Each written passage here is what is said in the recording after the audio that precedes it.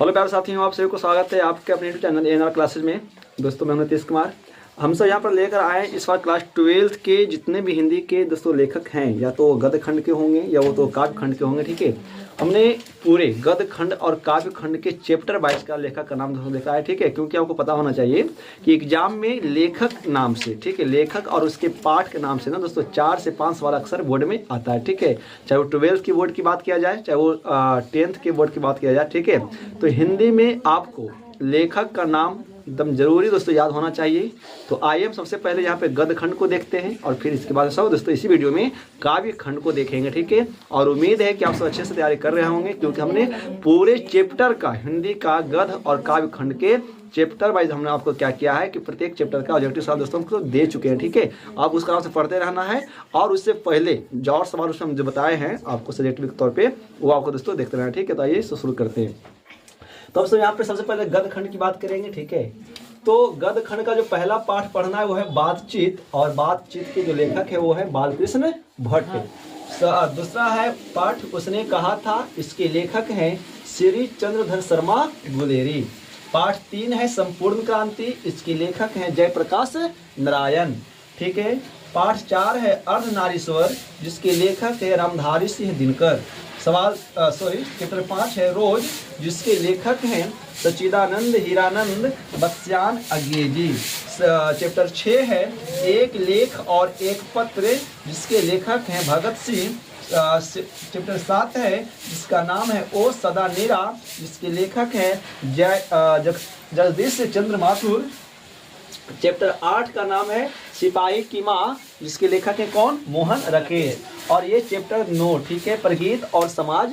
प्रगीत और समाज के जो लेखक है ना वो है नामवर सिंह। ठीक है, आपको याद रखना है। चैप्टर 10 है जूठन, और जूठन का जो लेखक है वो ओम प्रकाश वाल्मीकि, और अक्सर बोर्ड में इसके बारे में बहुत पूछा जाता है। ठीक है, याद रखिएगा चैप्टर का नाम जूठन, और जो लेखक क्या है ओम प्रकाश वाल्मीकि। ठीक है जी।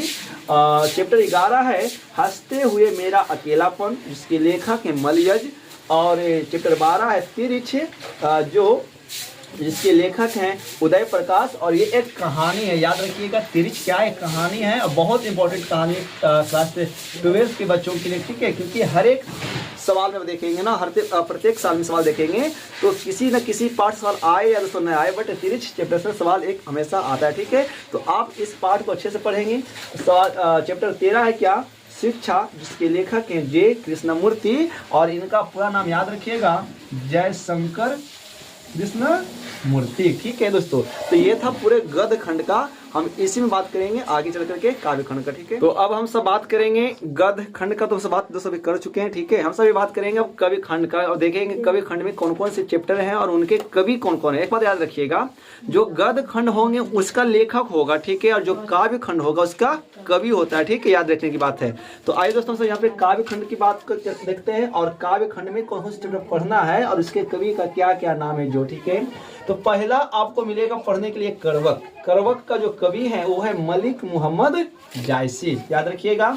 दूसरा जो चैप्टर है वो पढ़ना है पद, और पद का जो कवि है वो है सूरदास।